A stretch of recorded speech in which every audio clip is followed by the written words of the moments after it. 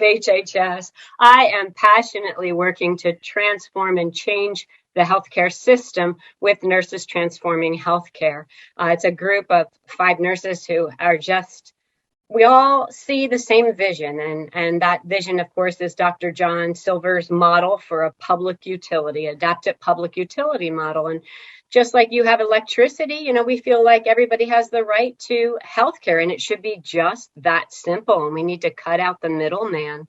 And when I share this idea with people, they get so excited. And let's just look at the last infrastructure bill that passed. It had $65 billion slated for broadband internet.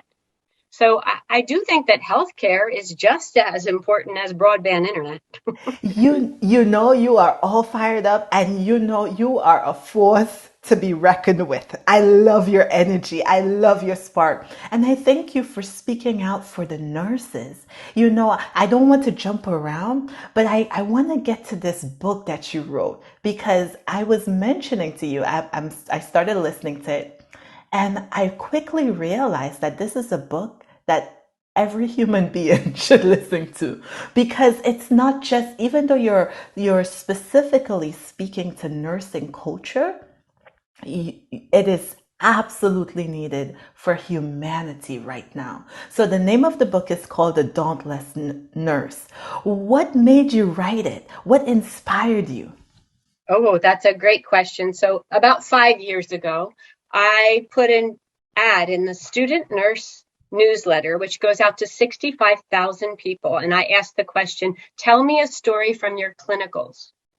Any story from your clinicals. Tell me a story from your clinicals. And about 75, 80 nurses responded. And I had promised a free book to the first 20 people who responded. And that book was a book I had written years ago called Stressed Out About Communication, And so I started reading the stories, and then I just started crying, because I realized that the profession that I loved so much wasn't going to exist.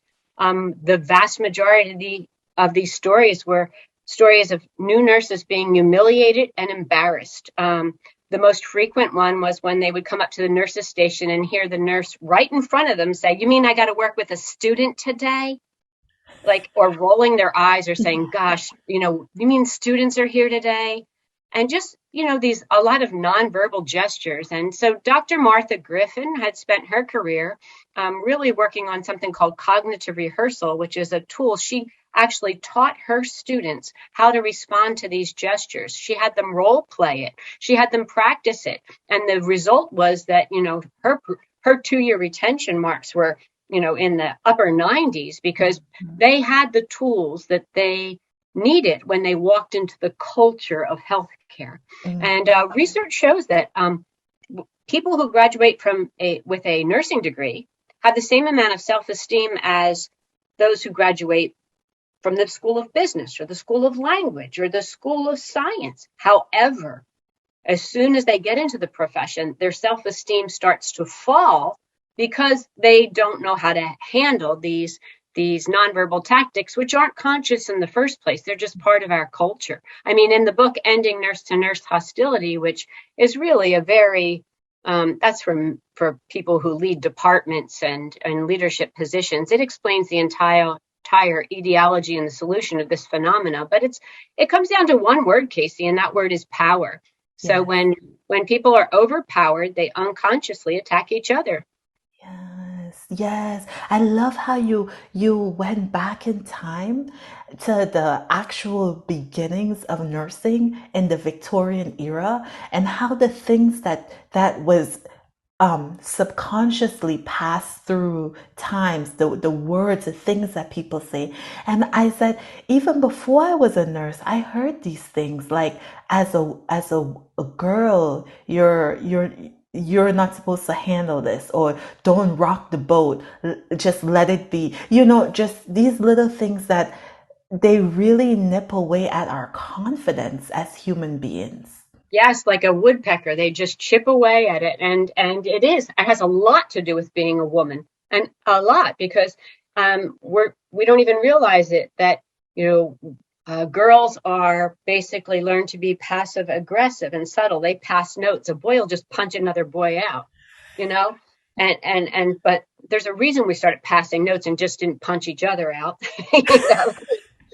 So it's really fascinating, and it's not about nurses in the end, like you just said. It's about being a human being. Yeah. And I think I recorded that book in a hip hop studio where the guy in dreadlocks after the fourth chapter just said, "Oh my gosh, we all need this." And so I Yes. challenged him to write a hip hop song about it.